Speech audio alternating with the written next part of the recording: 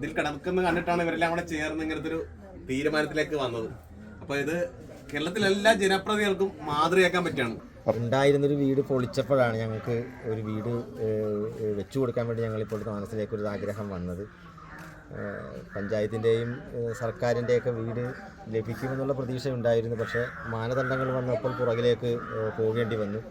നിലവിലുണ്ടായിരുന്ന വീട് പൊളിച്ചു മാറ്റപ്പെട്ട അവസ്ഥയിൽ ഷീറ്റിനടിയിൽ കിടക്കുന്ന ഒരു വിഷമം ഞങ്ങൾക്കെല്ലാവർക്കും വന്നപ്പോഴാണ് ഞങ്ങളെല്ലാവരും കൂടിയാലോചിച്ച് എൻ്റെ സുഹൃത്തുക്കളുടെ സഹായത്തോടു കൂടി, നല്ലവരായ സുഹൃത്തുക്കളുടെ സഹായത്തോടു കൂടി ഒരു വീട് എൽസിക്കും കുടുംബത്തിനും വെച്ച് കൊടുക്കാൻ കഴിഞ്ഞ ഒരു വലിയ സന്തോഷത്തിലാണ് ഞങ്ങളിവിടെ നിൽക്കുന്നത്. എൻ്റെ പ്രിയപ്പെട്ട സുഹൃത്തുക്കൾ അവർ കൈയയച്ച് സഹായിച്ചിട്ടുണ്ട്.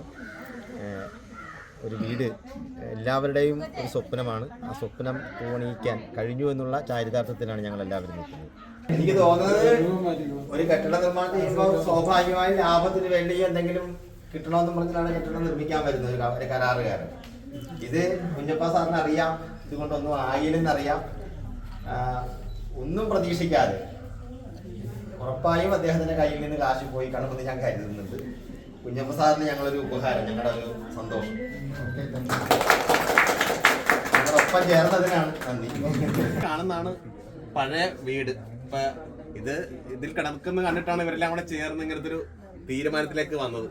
അപ്പൊ ഇത് കേരളത്തിലെ എല്ലാ ജനപ്രതിനിധികൾക്കും മാതൃകയാക്കാൻ പറ്റുകയാണ്. എല്ലാ വാർഡിലും ഇങ്ങനെ തീരെ ദുഃഖങ്ങൾ അനുഭവിക്കുന്നവരൊക്കെ ഉണ്ടാകും, വീടിന് ഒട്ടുമില്ലാത്തവരൊക്കെ ഉണ്ടാവും. അപ്പോൾ അവരൊക്കെ ഇങ്ങനെ ടീമായിട്ട് നിന്ന് കഴിഞ്ഞാൽ വളരെ ഈസി ആയിട്ടൊക്കെ നമുക്ക് ചെയ്യാൻ കഴിയും എന്ന് ഒരു മാതൃക കാണിച്ചു തന്നിരിക്കുന്ന കഞ്ഞിക്കുഴി ഗ്രാമപഞ്ചായത്ത് വൈസ് പ്രസിഡന്റ് എം സന്തോഷ് കുമാറാണ് ഈ നിൽക്കുന്നത് കേട്ടോ. അപ്പോൾ ഇവരുടെ എല്ലാവർക്കും ഈ ടീമിന് പ്രത്യേക അഭിനന്ദനങ്ങൾ. പഞ്ചായത്ത് വൈസ് പ്രസിഡന്റുമായ സന്തോഷ് കുമാർ ഞങ്ങളുടെ മെമ്പറും കൂടെയാണ്. പറഞ്ഞ് ഞങ്ങൾക്ക് ഫ്രണ്ട്സ് 2 പേര് വന്ന് സഹായിക്കാമെന്ന് പറഞ്ഞു. അങ്ങനെ സഹായിച്ച് ഞങ്ങൾക്ക് വീട് വെച്ച് തന്നതിൽ ഒരുപാട് സന്തോഷമുണ്ട്.